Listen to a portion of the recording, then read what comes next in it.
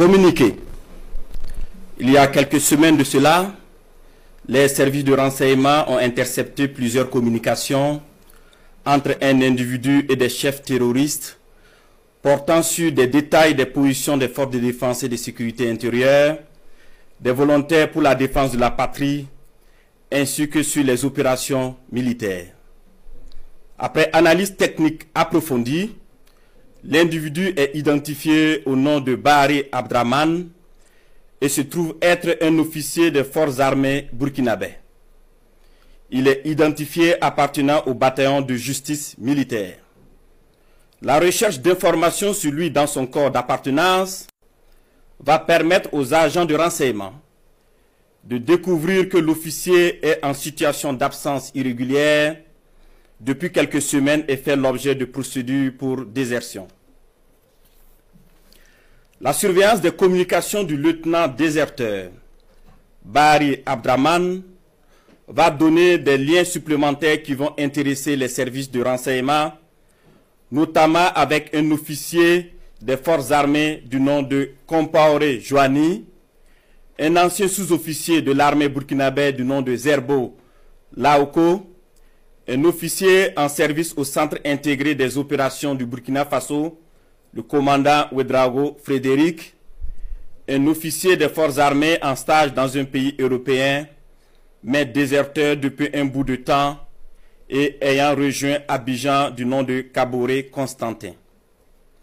Le travail minutieux des services de renseignement va révéler un grand complot en préparation contre notre pays, dont le but ultime est de semer le chaos total en vue de placer le pays sous tutelle d'une organisation internationale à mesure de reprendre le contrôle dans 10 ou 20 ans selon les instigateurs.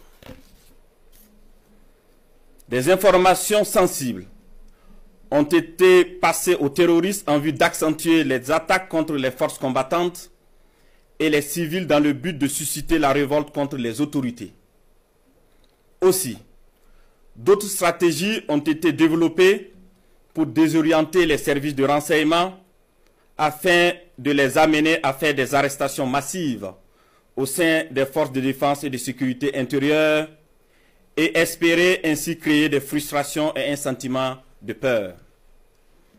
La manipulation est menée également à travers des messages diffusés pour susciter injustement certains et d'autres messages envoyés à des chefs de corps pour leur faire peur en indiquant qu'ils seront arrêtés car étant sur une soi-disant liste noire. Des leaders religieux et coutumiers ont été sollicités pour convaincre certains officiers de s'engager dans cette mission funeste. Ce fut le cas malheureusement du capitaine Ouedraogo René David, en fuite actuellement. Dans le même ordre d'idée, des VDP ont été contactés pour démoraliser leurs camarades et de l'argent leur a été envoyé pour cette basse besogne. Tous ces stratagèmes perfides ont été développés dans le seul but de déstructurer l'armée et semer le chaos. Les services de renseignement ont suivi la manœuvre qui devrait aboutir, selon le plan des comploteurs terroristes, le mercredi 16 avril 2025, à un assaut sur la présidence du Faso par un groupe de soldats recrutés par les ennemis de la nation. Cet assaut devrait être mené au même moment que plusieurs attaques terroristes d'envergure pour occuper les vecteurs aériens à défaut de pouvoir les détruire au sol.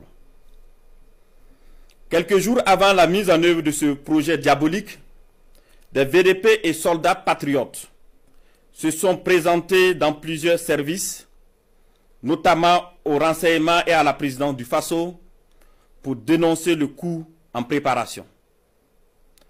Ces dénonciations se sont poursuivies jusqu'au mardi 15 avril 2025 et ont permis d'arrêter des cerveaux de la manœuvre à Ouagadougou et d'autres en fuite vers la Côte d'Ivoire.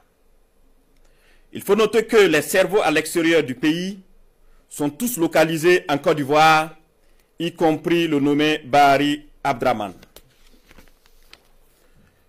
Le complot se poursuit activement depuis leur centre des opérations à Abidjan, avec pour objectif de semer le chaos au Burkina Faso avant le mois de juin. Les services de renseignement poursuivent leurs actions de surveillance et tiendront l'opinion nationale au courant de toute évolution de la situation. Plusieurs autres personnes impliquées sont suivies et assumeront les conséquences de leurs actes le moment venu. Nous invitons les populations à rester sereines et vigilantes et à signaler toute activité suspecte. Quant aux vaillantes forces combattantes, nous les encourageons à poursuivre leur mission avec détermination tout en restant vigilantes. La patrie ou la mort, nous vaincrons.